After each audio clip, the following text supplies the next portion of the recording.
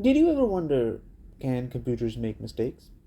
And I don't mean like bad user interfaces, software glitches, or when the algorithm you made doesn't quite know the difference between a cat and a dog.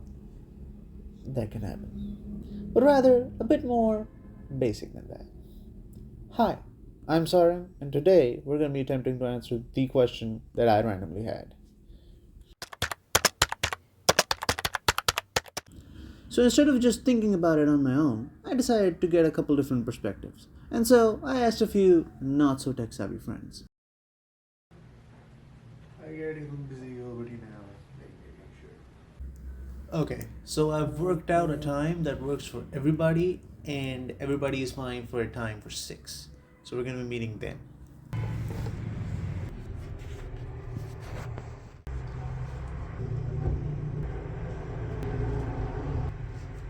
After prepping tomorrow's outfit, I decide to turn off the lights, lie down, and get some shut eye. Lights out.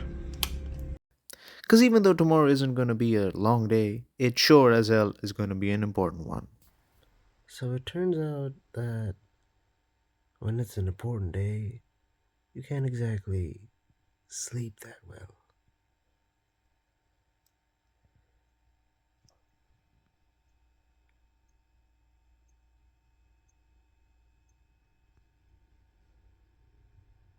May God have mercy on our souls. After the night of great sleep I had, I immensely looked forward to the rest of the day.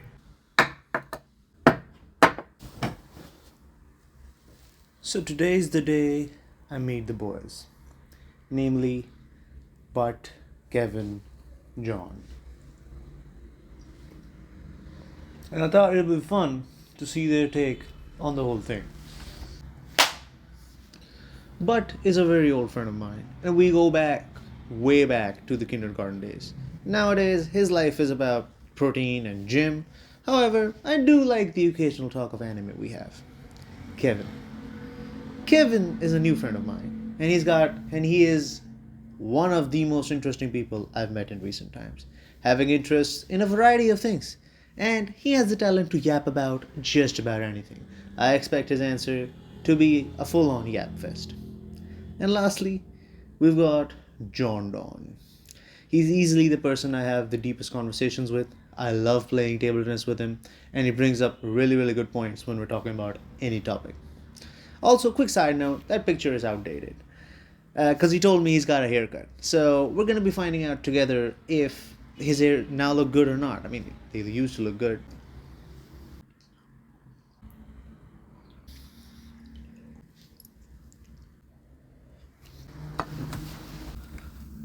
But I got some time to kill in the meanwhile. So I'll wrap up some work, and then we'll probably leave in like around 5.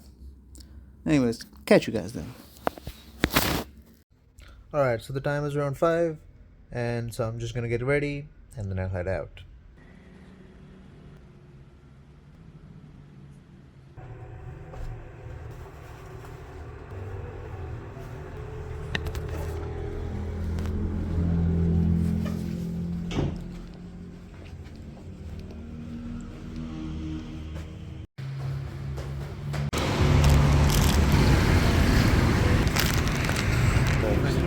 ठीक है आपने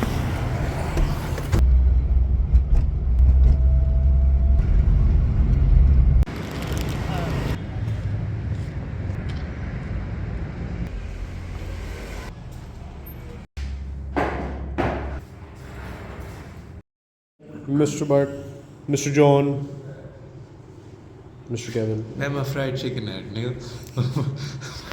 The fuck?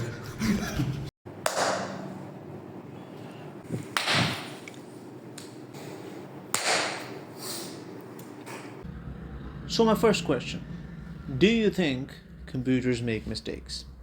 No. No, I don't think so. Yes. 2 no's and 1 yes. I'm not surprised that Kevin is the odd one out, but let's see, why do they think that computers can't make mistakes? It's because we've managed to program them in a way that they are unable to make mistakes. It is designed in such a way by us humans that whatever input we provide it with, it results in an output that we expect it to give. So, a common thread here is that computers are just following instructions, and these mistakes are basically human errors. Now, since Kevin was the odd one out, I asked him, where does he think the mistakes come from? This is I say, a very philosophical take on this, but I believe that human beings by nature are flawed, and even when it comes to something as like, so even if you're like that, it's executed at like 100%, you can still be wrong with the kind of intention or expected outcome in terms of that.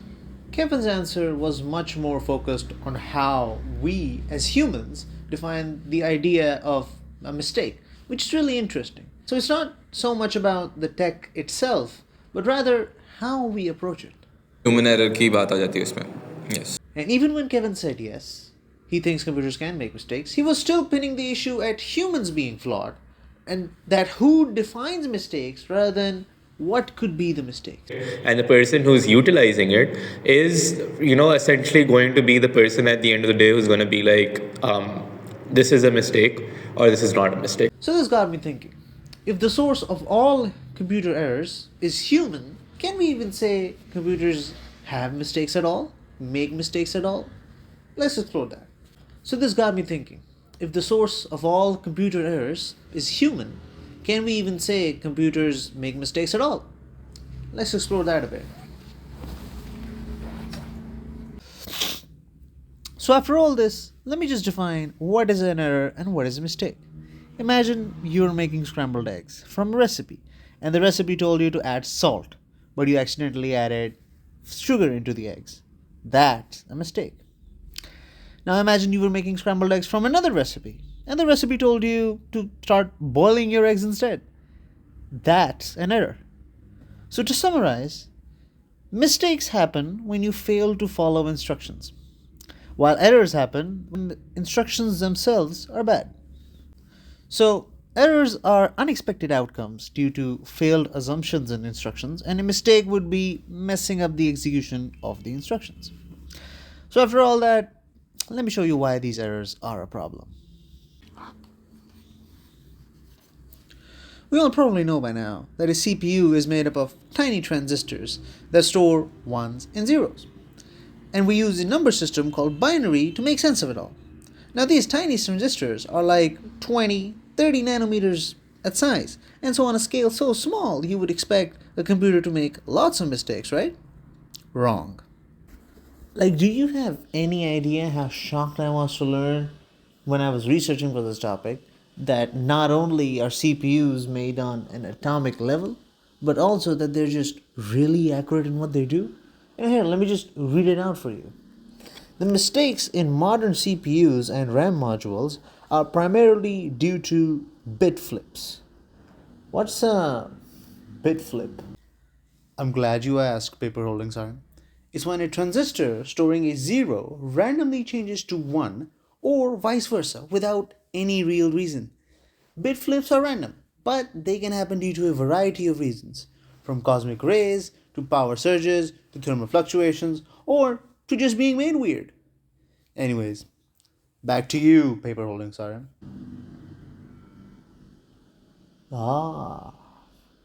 Thank you for the wisdom on the sofa, Siren. So let's resume talking about how accurate computers can be. A modern CPU has a FIT, which is failures in time, of 4,000. That means 4,000 mistakes in 1 billion hours. Now that's a lot of years. So after running some maths on it, that basically translates to a CPU can process 67,200 terabytes before making one mistake. Terabytes! 67,002. You see what I'm talking about? So I ask myself, what about RAM? Kind of the same story. It's just 2,560,000 terabytes before it makes one mistake. 2 million.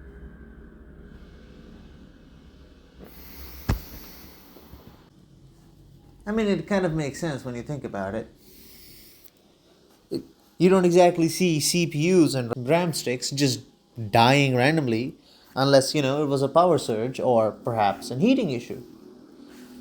So we've covered CPUs and RAM. What about the part that's most likely to fail? The storage.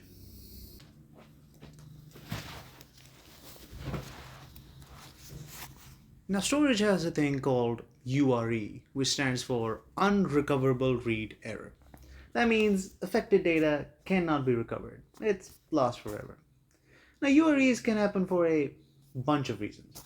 The aforementioned bit flips, power outages as you're copying files onto the drive, wearing down of drives over the course of being used, or physically dropping the drive, and a few more reasons. Storage is sensitive.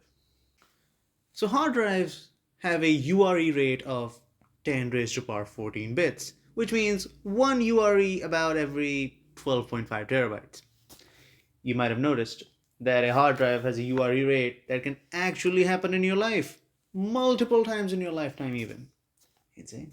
With values for SSDs being not that high in comparison either. Okay, so we've seen that storage devices like your hard drives and SSDs have way more errors than your CPU and RAM. But why? It's not because they're made of lesser materials. It comes down to what they do fundamentally. Think about it this way. Your CPU and RAM are like a super fast race car pit crew. They handle small bits of data super quickly, work on them intensely, and pass them along. They're just meant to hold data temporarily. Meanwhile, your hard drive is a library that stores huge volumes of books for years on end.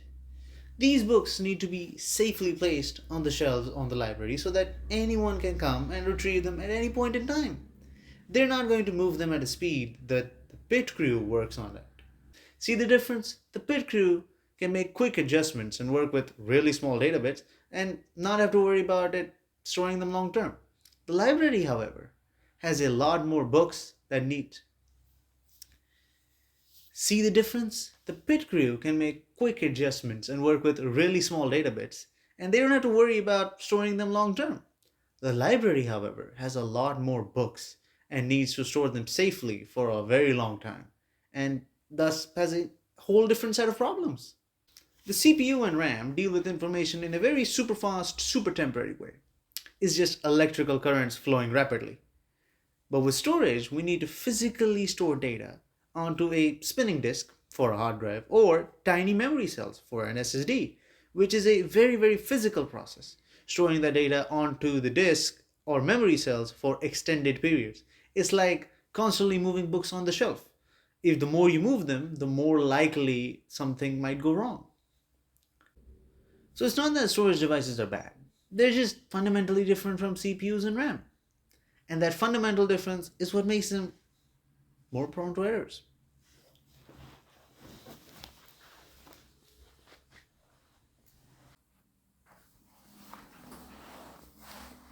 So we've seen that errors are more common in storage than in CPU or RAM, which leads to the obvious question, are we just sitting ducks, just waiting for our computers to fail? Of course not. We have ECC, error correction code that is. ECC is like a built-in guardian for your data. Think of it as a team of proofreaders working on a book. They don't just check for errors, they even correct them. It's a bunch of extra information called parity bits that is added to the data. And if an error is spotted, ECC can use that extra data to figure out what was the original data supposed to be. Kind of like Scrabble, but for bits and bytes. Now you might be thinking, why not just use it everywhere? I still think this needs to be the thing. So you might be thinking, why not just use it everywhere? Well, we do, in some form or another. It extends the life of our computer parts. But even ECC isn't perfect. It can only correct some errors, not all of them. It's another layer of protection that reduces the odds of failure, but can't just eliminate it completely. So even with ECC's valiant efforts, sometimes error gets through. And when that happens, well, you might be greeted with something like this, the dreaded blue screen. A digital cry for help because things have gotten too jumbled up for the computer to continue working. This usually happens due to an accumulation of bit flips in places where computer needs access to them, like in the RAM.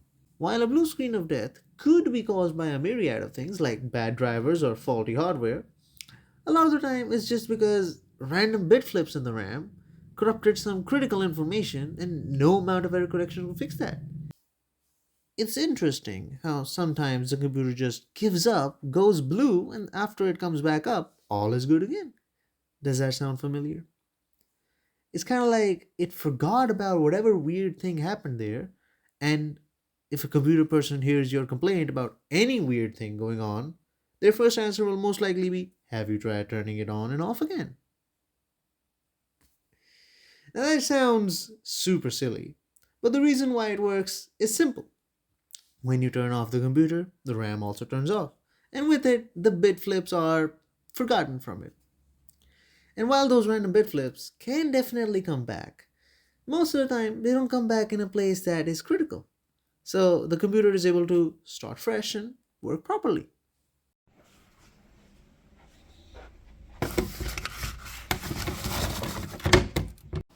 So, do computers actually make mistakes? It doesn't have a simple answer as I first might have thought. We explored different opinions, we defined errors and mistakes, we dove into the tiny world of hardware, we explored the different ways computers can fail, how ECC helps, and we even explored the infamous blue screen of death. So here's the thing. Computers experience errors, like bit flips. But these are just physical limitations, not actual mistakes in the true sense. The real mistakes, the ones that are caused by poorly planned instructions, they usually come from us, humans, the ones designing and programming them.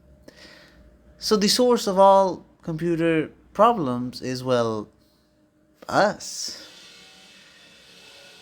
Which begs the question, if we are the ones who define what a mistake is, then what can we even define as a mistake? Is a bit flip just an error or just a human defined mistake? I think that's a great question to end the video at. Like if you liked the video, dislike if you disliked the video, comment down below what do you think. And if I look stupid, let me know I look stupid. Also, computer nerds, I know that I probably missed a few things like electro. What was the thing again? Electromigration and floating point errors and a couple more things. I probably missed those, but just cut me some slack, okay? Anyways, this was Sarim, my attempt at my first video. Hopefully it wasn't too cringe, and hopefully it was a little fun. Anyways, see y'all around. Maybe, probably. I actually don't know. Anyways, peace. Maybe, probably.